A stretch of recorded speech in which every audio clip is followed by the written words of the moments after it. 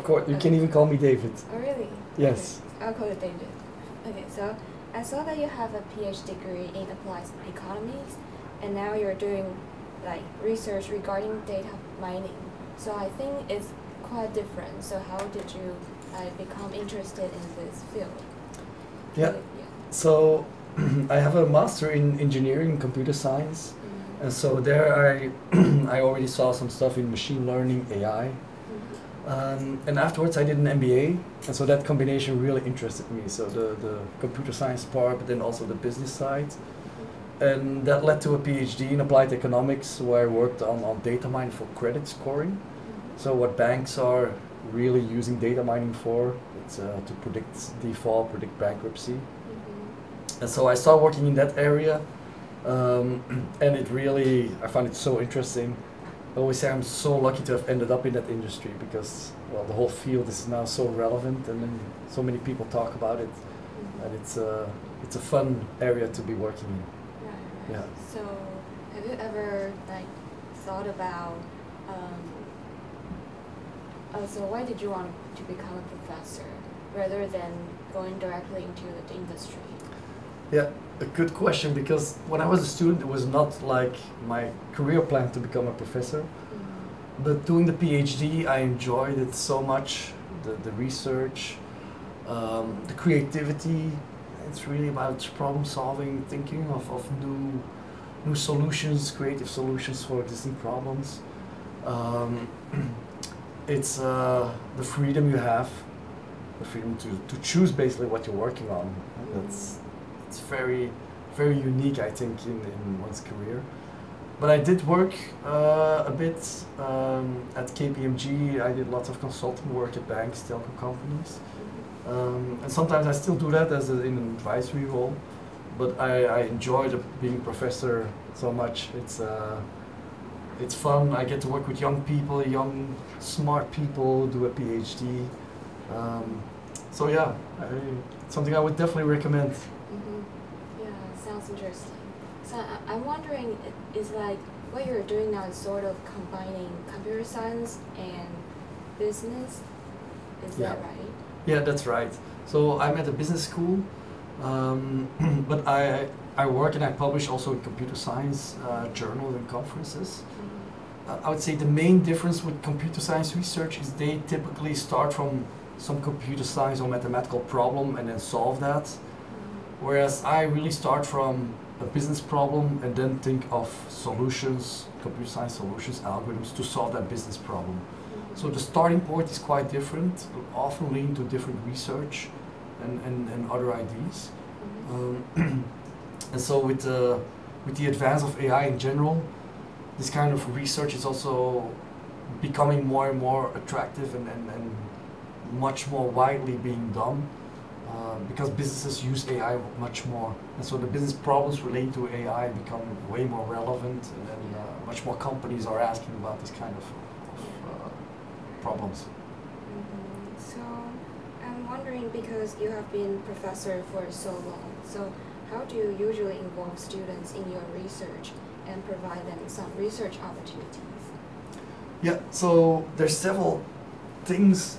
We actually have internships doing research, so students can do really research with us doing an internship, and so some students do this.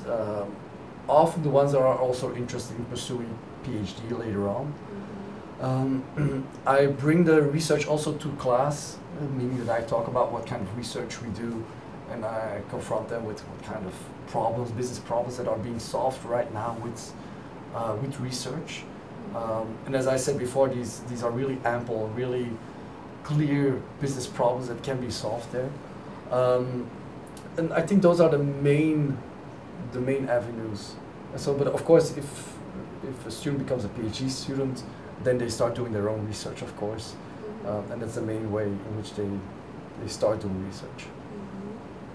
So what is your approach to mentoring your students? Like, are you more of a strict professor or more of a relaxing professor? That's a good question, and I think I shifted a bit. I used to be more, well, I would say strict, but really collaborative, really following up almost daily and really in a collaborative role. Now I have 6 PhD students and a postdoc, and it's I do it more in really an advisory role. And so it's their research, I give them some ideas, but they work on it themselves, and whenever they need help, they can ask it. They can ask for help, and I have these weekly meetings with them where we talk about the research and the follow-up. It's also something of doing a PhD. It's really being creative yourself, do research yourself. And so I've shifted towards that angle of really seeing myself as an advisor much more than a supervisor supervising work. Yeah. Yeah, that makes sense. So regarding data mining, we know your expertise is explainable AI, and because I'm not a student from this field, so could you please explain a little bit about this? Sure. So explainable AI, what it tries to do is explain the decisions that are being made by these very complicated AI models. And so AI is making lots of decisions about all of us these days. So whether we're admitted to college, whether we get credit at the bank, so many decisions. But very often these AI models are really, really complex. So often they're just mathematical formulas. So when you input your data, your age, your gender, your income, and so on, it provides some output. For example, whether you should be given credit, yes or no. But because it's such a complicated formula, you don't get any reasons why. It's just, well, this complicated formula tells us you shouldn't get credit. And so explainable AI tries to solve that by providing an explanation why. So we specifically work on counterfactual explanations, and that simply says what needs to change in you in order to get credit. And so if your income would be €1,000 higher, the amount of money you want to borrow is €10,000 lower, then you would be given credit by this AI model. And so it's research about how can we develop new algorithms, what should these explanations look like for users in what kind of setting, so that we can understand better these very complex AI models, which typically work really well, so they're really accurate, but without an explanation. Yeah. So I think there are actually many models in AI field. So how did you come to this explainable AI? Yeah, I started working already in my PhD on comprehensible credit scoring models. So I worked specifically on banking applications. And credit scoring is one of these very regulated domains where you need to be able to provide an explanation why is credit being denied, why do you give credit to certain people and not those people. And so at that time already it was really relevant in that specific domain. But these days with deep learning, these huge neural networks, really, really large ones, that are becoming very popular for image recognition, speech recognition, ChatGPT style models. And these models are even way more complex. They have trillions of parameters. So it's a huge, huge formula. And so there it's even more important that you're able to provide some explanation.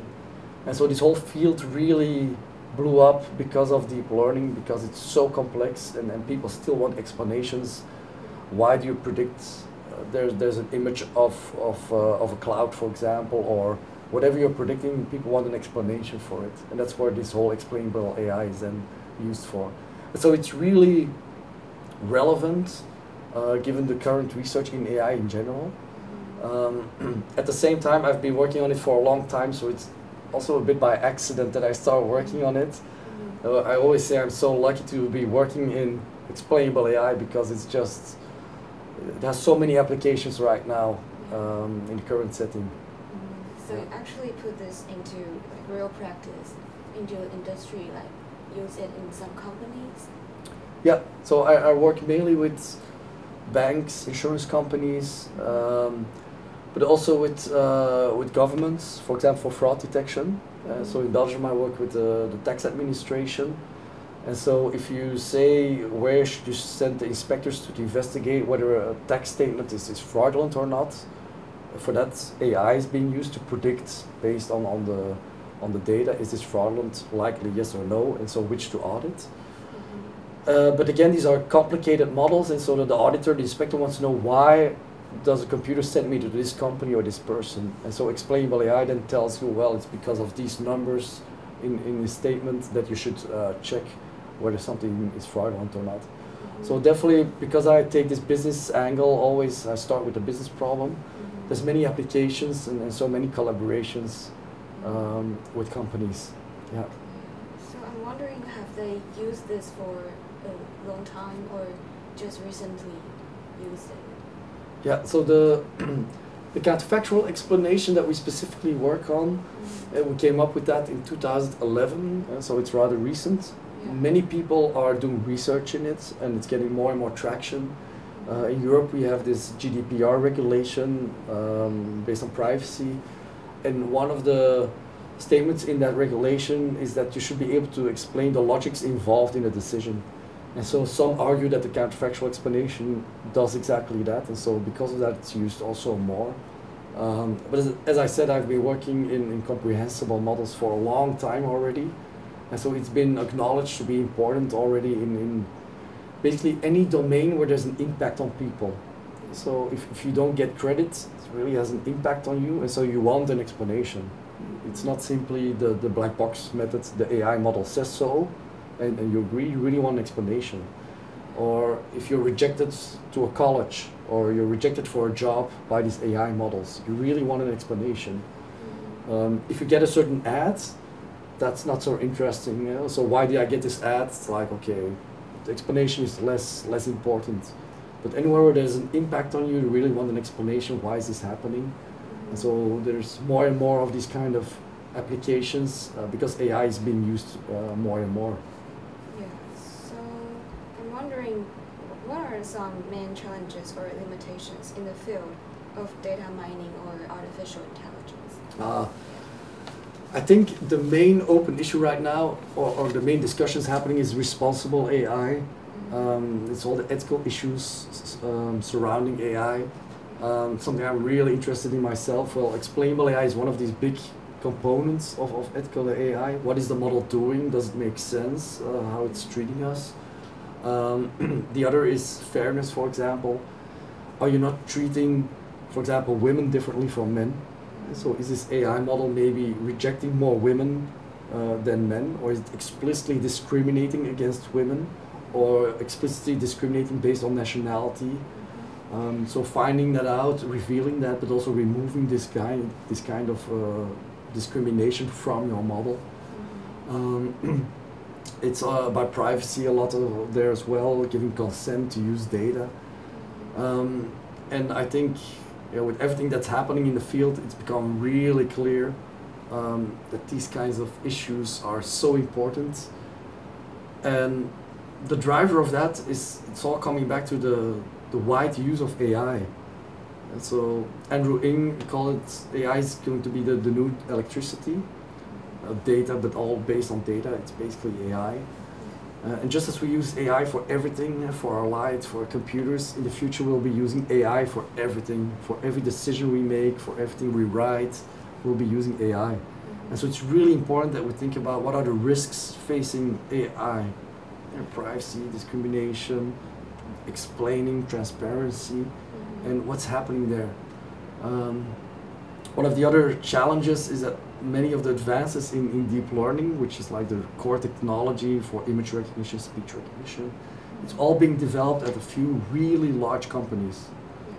In China, in the US, the Metas, Facebook, Googles of the world, and not so much developed at universities.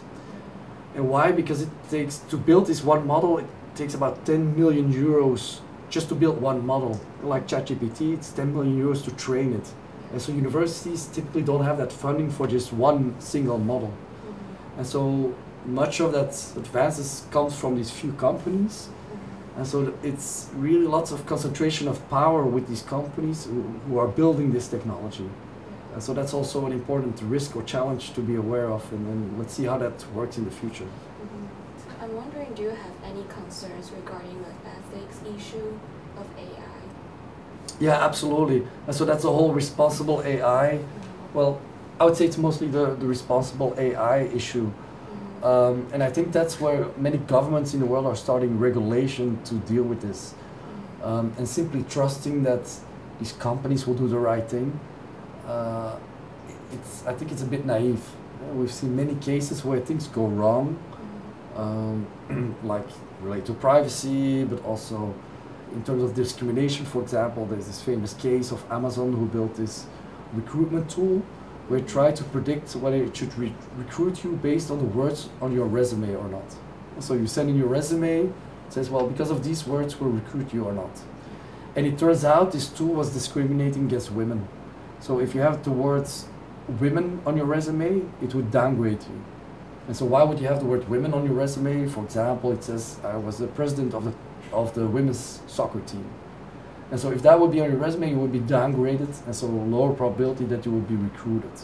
And so Amazon saw that, and they scrapped the tool altogether. But often companies are simply not aware that this is happening. And so there's a need for training about, well, what are the ethical issues, seeing whether your model is behaving correctly.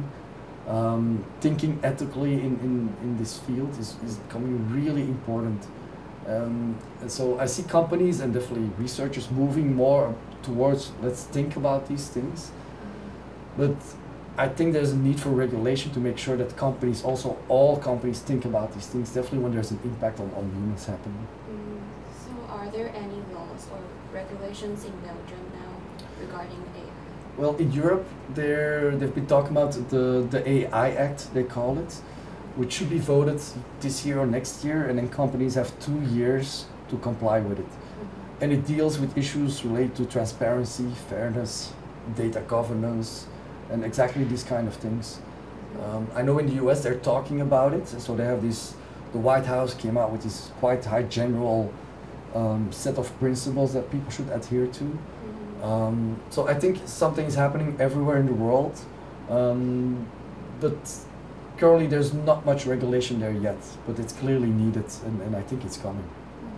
Yeah. Got it. So you talk about responsible AI model and explainable AI models. So I'm wondering, like, how do you make sure that the model is right, like the response is correct? Right. So. That's a good question. So one thing is, for example, if we have credit scoring and you predict whether you should give credit or not, what machine learning AI research that we focus on mostly is whether it's accurate or not. So I'm predicting you shouldn't be giving credit because if I give you credit, you will default, you will not repay the loan. Simply saying, is that correct? I give you credit, you don't repay the loan. So then you know it's correct or not correct. But it's moving way more towards these other things, like is it fair to not give you credit? And then it's, well, is it simply because of your gender, or are there real other things like relate to your income happening? And so there's a whole range of metrics to measure, for example, what percentage of women that apply get credit versus what percentage of men that apply get credit. Or how accurate is the model for women versus men. And so there's a whole bunch of metrics that can be used to assess how fair is the model in terms of not discriminating. And then in terms of explanations, there's a whole bunch of explanation techniques to explain these decisions. And in terms of privacy, there's other ways to see, well, is this data set really anonymous? Does it use personal data, sensitive data? How is the data treated, and all of that. So for each of these aspects, there's other techniques, concepts that are being used.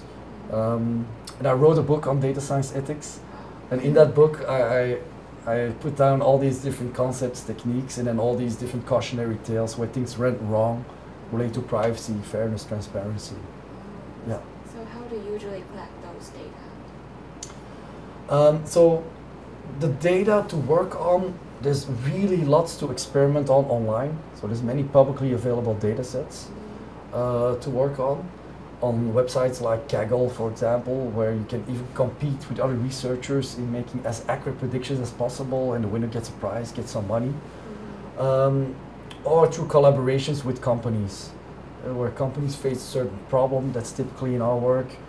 And then we develop an algorithm and we validate it on that kind of data set. Yeah. So, are there any recommended resources or references for someone new to data mining to learn more about this topic? Sure. So I think in terms of books, Galich Mueli, one of the faculty members here, she wrote a very good book on machine learning for business analytics. So that's a very good book to start. There's other good books, Data Science for Business by Foster Provost. There's many online videos or tutorials to watch. But I think those two books are probably the best books to start for a lay user who's interested in business, or business students, for example, to start learning about machine learning. Yeah. And I'm wondering, what advice would you give to students who want to do research in this field? Maybe other than reading books, any other tips? Well, I think you should be able to program. So Python is the programming language that everybody uses these days in data science.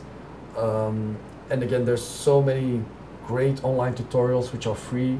Python is open source, so anybody can just work with it. There's data sets that are publicly available, so it's very easy to start learning it. But Python is really expected to be learned. Even if you become a manager, even immediately, and you never will program, it's important that you understand how the programming works. So the basics, what the different steps in the methodology are. So programming definitely is important. I think business knowledge is also important if you do data science. Data science is really helping to solve some business problem. And so typically in a business setting at least. And so it's important to understand what is the business context. So some knowledge there. Communication skills. So this is about communicating your results. So it's how do I visualize the data, how do I present this. It's typically a skill you learn, but it's something you need to go through. But in terms of hard skills, I would say understanding how these techniques work with books like Machine Learning for Business Analytics, and then learning how to program with, and then mainly with Python. I would suggest. You would suggest start from Python. Sorry? Start from Python, a starting point. Yeah, absolutely. Of course, start with learning what data science is or machine learning is with these books, but then in parallel start really applying it immediately in Python, really see how it works, getting your hands dirty with the data. And so that's definitely something to do. Thank you. And how do you suggest students integrate AI technology with learning? Like maybe some students are using ChatGPT for homework, things like that. Yeah. Do you have any take or suggestions? Yeah, I think I highly encourage students to use ChatGPT, tools like that. Well, some of my colleagues don't like it or say you shouldn't use ChatGPT, but it's there. They're only getting much better, and it's a tool that everybody should be able to use. And the more you play with it, the more you know the limitations, the more you know what you can actually use it for. So I think professors will need to change some of their evaluation, like writing a paper. It's becoming less easy to evaluate students with only that. And so I also still have a course where I ask them to write a paper, and I tell them use ChatGPT, but write a paragraph what your experience was with ChatGPT. And once you start using ChatGPT, you see the limitations. It's not great at writing this whole paper. It's still very high level. It doesn't understand exactly the right points that I'm testing for. So it's great to write emails, to write speeches, to write code even. And so I want to build this predictive model in Python, give me the code, and write code. I recently built a website even with ChatGPT where it wrote me the HTML code. So definitely, I think in the future, AI will not replace jobs, but I think people that can know how to work with AI, they will replace people that do not know how to work with AI. So I think it's really important that students can work with AI and know what the implications are for their jobs later on. And so the more you can get to experiment with it, the more you see opportunities in business, but also how companies in general can be using that in the future. Yeah, so I definitely recommend to work with that. Yeah. Thank you for your suggestion. And since you're from Belgium, so I have some questions for Belgium as well. Ah, great. Yeah, so I heard that Belgium is famous for chocolate. Is that right? Yeah, that's right. Chocolate and beer. Yeah. Yeah. And what else do you recommend we do in Belgium? So Belgium is a pretty small country, and so we have 11 million citizens. So the things to do, well, chocolate is really good. The beer is very famous there. The beer we have. To eat waffles are of course also good. And I live in a town called Antwerp. It's a very nice town. It's famous for diamonds that are traded there. It's an old city. So a very old university as well. Another city that's quite well known is Bruges. It's a very small, very old town, which is just beautiful. I even visit it once in a while. Close to Antwerp? Yeah, everything is pretty close. Oh. Because it's such a small country. I think you go from one point to the other in 3 hours driving. And then Brussels, of course, is our capital. Also plenty of things to see there. Yeah, so I hope people will enjoy when they visit. Thank you. Yeah. Do you plan to go anywhere here in Taiwan? Yes, so I'll be visiting Taipei a couple of days. So I've been here now for 2 days. I'll be here in a total of 1 week.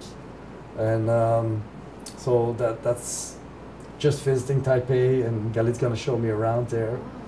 And I must say, people are so friendly and warm here in Taiwan. It's I heard it's very safe. I was pleasantly surprised even with the weather yesterday. But apparently I was lucky because it was windy and then not too warm.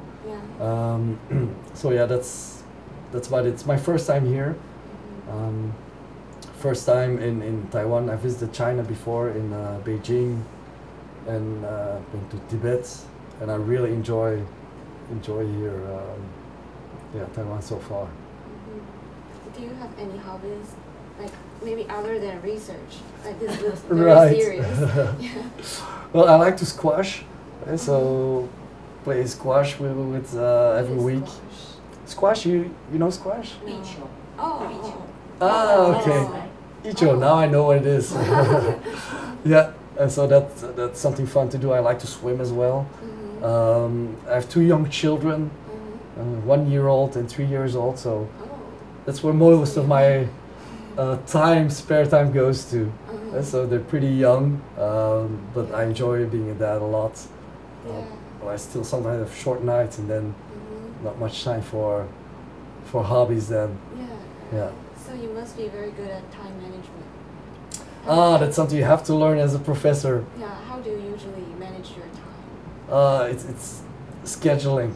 It's everything, making a great schedule, making sure,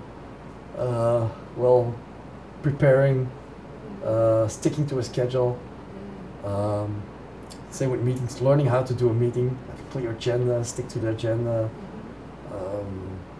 Yeah, that's mainly how I try to keep up, and I try to say no. It's not easy, but sometimes you just don't have time to do everything, and sometimes like, sorry, I don't have time for that. And saying that in a polite manner, it's something you learn over time. Something I had to learn different with young children, that for some things you don't really have time. And so you have to choose what you're really passionate and interested in. And so some things you feel like you should do, but I learned to say no sometimes and focus on the really important things in life, but also career-wise. Yeah, that's how I try to approach the academic life, life in general. Yeah. And I know many like PhD students or master's students, they're feeling lots of stress from their academics work. And have you ever encountered that kind of situation, and how did you usually manage those stress? Yeah, I think stress is very common in academic life, and it goes with waves. So it's stress. It started with papers. Is my paper going to be, well, am I meeting the deadline for that paper, for example? Will it be accepted or not? And then towards a PhD, stress for the defense.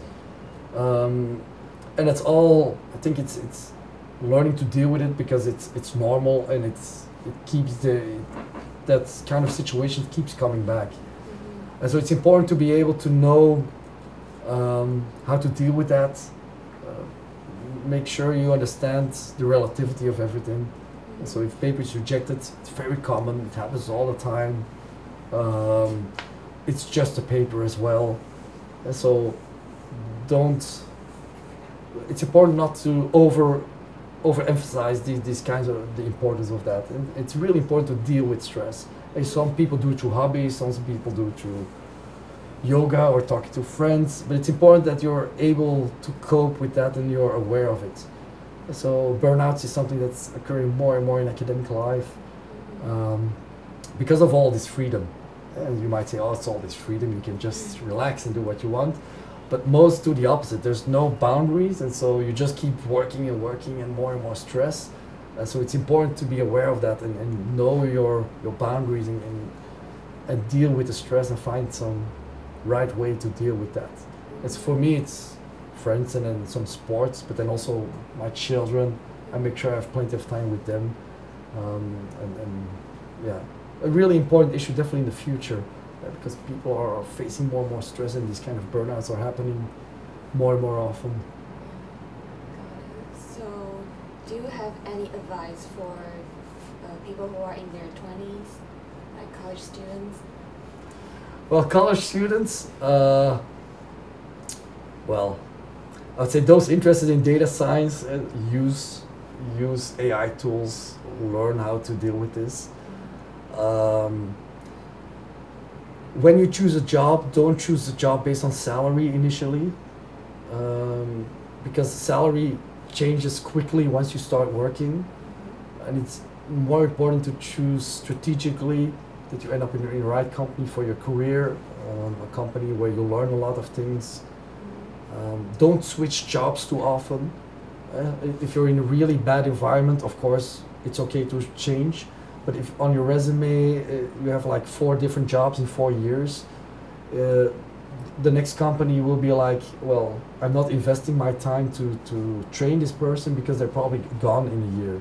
And so be careful with job hopping, what we call. I'm not sure whether that's common here. Would you say those students are trying to figure out what they want to do, so they keep changing jobs? Yeah, that's totally okay to do it once, maybe twice, but if you do it several times, spend more time thinking what you want to do and then take that choice, instead of just making a choice and then later on think, oh, I'll just switch to that. It's, again, totally fine to switch jobs because you don't like the kind of job you do, or you don't like the environment, or you don't like your boss. I mean, these things happen, and then sometimes it's just totally not what you expected, and then you switch. But I've seen many young people doing it too easily and too often, and then it doesn't look good on your resume. And again, it can occur that because of these personal issues you really have to do it, and then if you can explain it, then that's fine. But be careful with that. Yeah. Thank you for your advice. And that's all for our interview. So thank you for coming. Thank you. And as I said initially, you had some great questions. So I applaud you for coming up with these very good questions and then this good background that you figured out about me. Thank you. So thank you.